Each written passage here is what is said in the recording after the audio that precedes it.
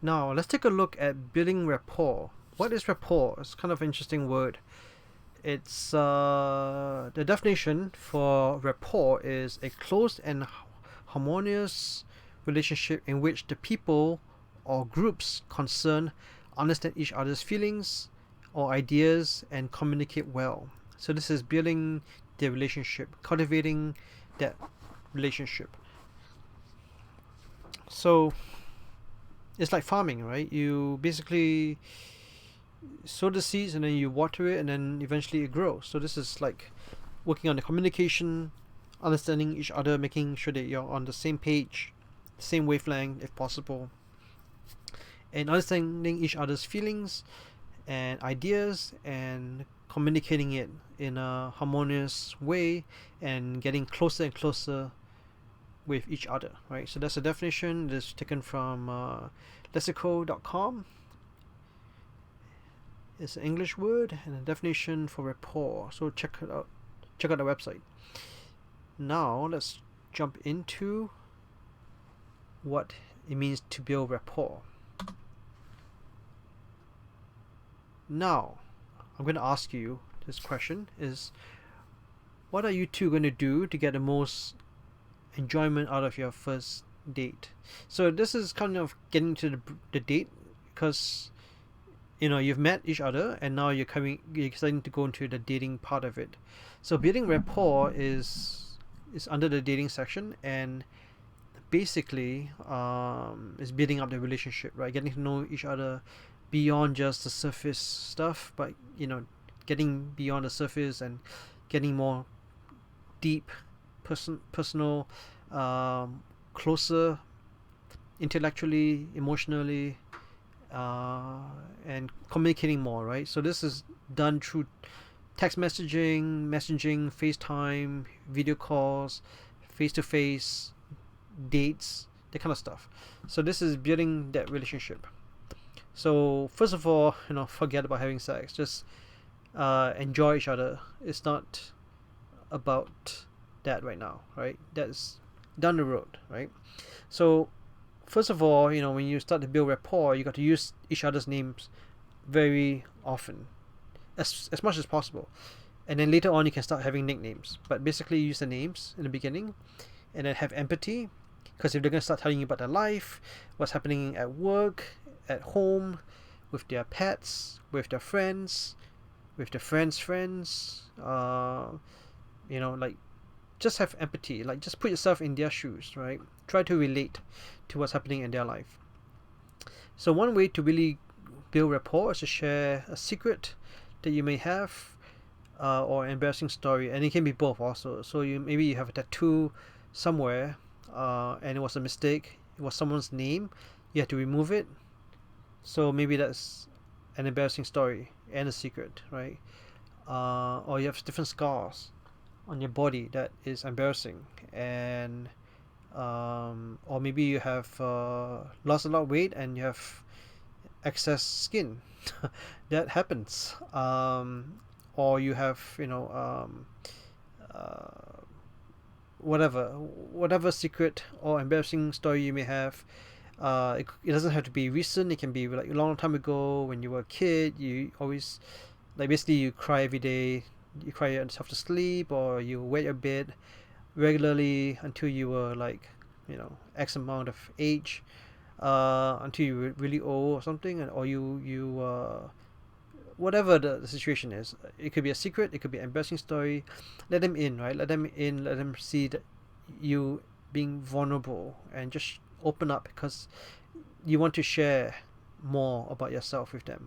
And secrets and embarrassing stories are actually a really good way to share a bit about your personality, your mistakes in the past, and something funny. So it could be also be quite funny.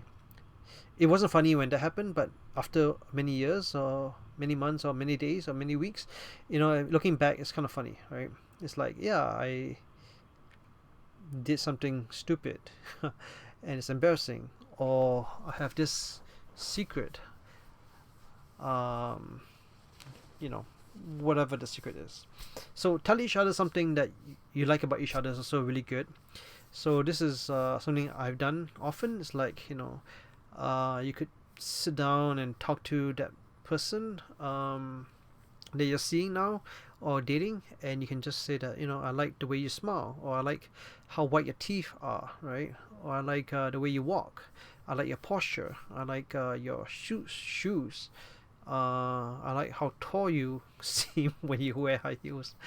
Whatever it is, it could be funny, it could be not.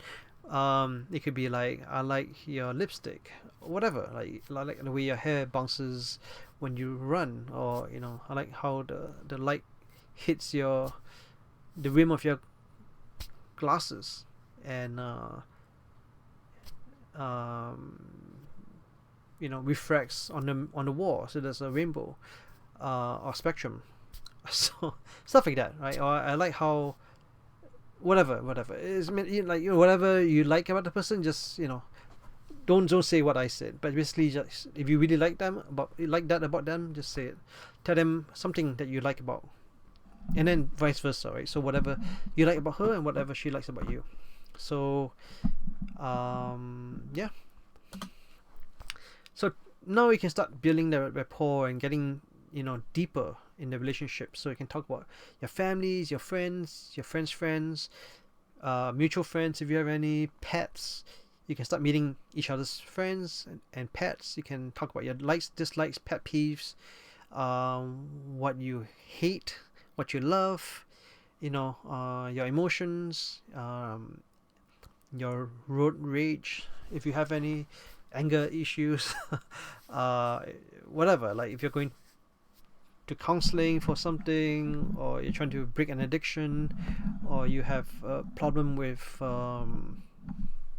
math, as in like mathematics, like counting numbers. You're not very good at counting numbers. You're not very good at geometry or calculus. You're not very good at physics. You're not. No, you don't have much common sense. Whatever it is, right? Just build rapport. Yeah. Listen to each other, and also listen to understand, right? You pay attention, and this is very, very important. Do not touch your phone when you're together. Try not to touch your phone unless you have to, like, if it's emergency, then sure. If not, carve out the time and not touch your phone and just be present. They, like, girls really like that, and guys also. I mean, like, it's really disrespectful if you just, if you're with someone and all they do is stare at your forehead, right? So I mean, they want to see you. They want to see your beautiful face, your nose, your lips, your eyes, your ears, your, the fringe, not just the forehead, right? Not just the top of your head or the crown, but they want to see all of you, right? Yeah. So try not to touch your phone. Please pay attention. Listen to understand. Don't just listen, but try to understand what you're trying to say. Like, read between the lines. Be honest. Be open. Be as candid as possible. Be sincere and sincerely interested in them. They can tell. Like, people can tell if you are just, not paying attention to them, or if you are really paying attention to them. They can tell. So try to be sincere, honest, open, transparent, and interesting, and interested in people as well. Get to know them on a more personal level, right? Read between the lines. Now that you get to know them a bit more, you know when they're sarcastic, when they are, having a snide comment, or when they are being serious. Like, are they joking or are they being serious?